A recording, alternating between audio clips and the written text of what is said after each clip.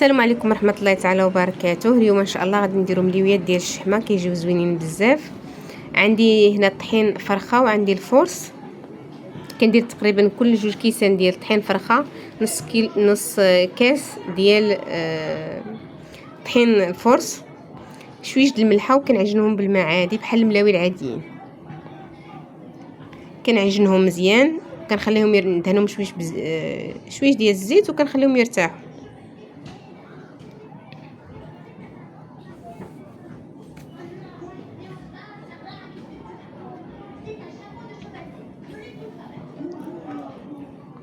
بالنسبه للحشوه عندي البصله، عندي فلفله، عندي شي معلقه كبيره ديال الشحمه مقطعه رقيقه بزاف، عندي القزبور والمعدنوس، عندي الكمون، فلفله حمراء، الابزار والزيت من طبيعه الحال باش نطيبوا هادشي كامل. وداك الزيت هي اللي غادي نورقوا بها في الاخر.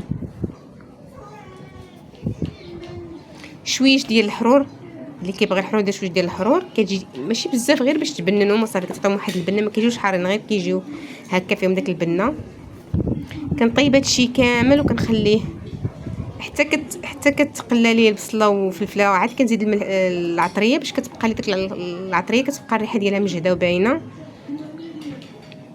غير هاد العطريه بوحدها تتجي بنينه.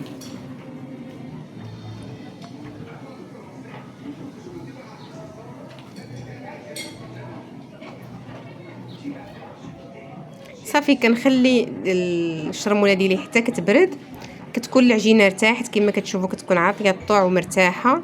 كنكورها بحال اللي كنصاوبوا المليويات العاديين، غير هادو كنكونوا كنزيد نديروا داك الحشوه من الداخل. ثقوا بيا تيجيو زوينين بزاف. ها هي العطريه ديالي منين بردات ومنين وجدات كتجي هكا، كتجي معلكه وبنينه بزاف. صافي كنبقى كنخدم بحال كنورق الملاوي عاديين.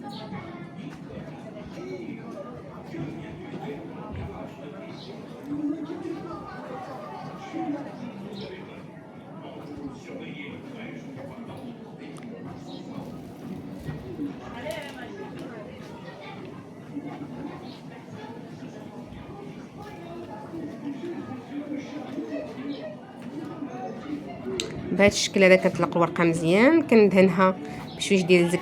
كندير طبقه في الاول هكا باش ديك الحشوه ما كتخرجناش على برا، ما كتجيش خارجه على برا. وصافي كنبقى كنخدم هكا بهذه الطريقه حتى كنكمل العجينه ديالي كامله. محد ملي كنساليو بالتوراق كنبداو من داك الحبه الاولانيه اللي ورقنا، هي اللي كنبداو بالطياب بها في الاول، كتكون ارتاحت وخدات الوقت ديالها. انا بالنسبه لي ملي كنجي نطيب كنكون كنطيب في 2 مقلات ولا 3 باش دغيا كنسالي، ما كناخذش كاع الوقت.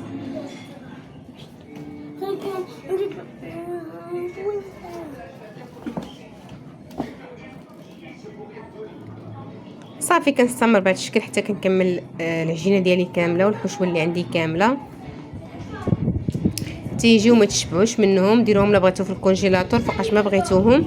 غير كتجبدوهم في الاول ما كطيبوهمش تطيبه كامله، كتخليهم شويه خضر، كطيبوهم ما كتحمروهمش. ملي كتجبدوهم المره الثانيه كتحمروهم، كيجيو زوينين بزاف ما تشبعوش منهم.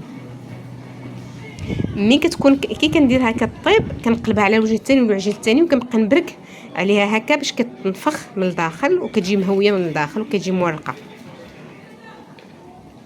صافي هادشي اللي كندير بهذه الطريقه حتى كنكمل العجينه ديالي كامله.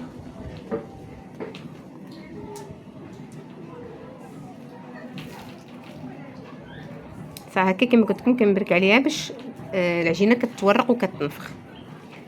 قبل ما تحمر لكم الجهه التحتانيه كتقلبوها وتبقاو تبركوا هكا. صافي كنستمر حتى كنكمل. كيطيبوا كيجيو بهذا الشكل هذا، كيجيو غزلان والمذاق ديالهم بنين بزاف. كنتمنى انكم تجربوهم ويعجبوكم وتاكلوا ان شاء الله بالصحه والعافيه.